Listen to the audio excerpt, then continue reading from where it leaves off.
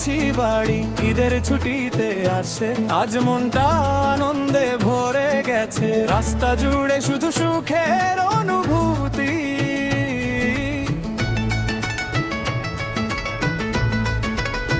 পুরনো স্মৃতিগুলো আবার মনে পড়ছে, বন্ধুদের আড্ডা, সেই চেনা পথ আর হাসি মাখা দিনগুলো, দূর থেকে ডাকছে আমার প্রিয় খুলনা শহর, যা আজ যেন পুরো শহরটাই আমাকে স্বাগতম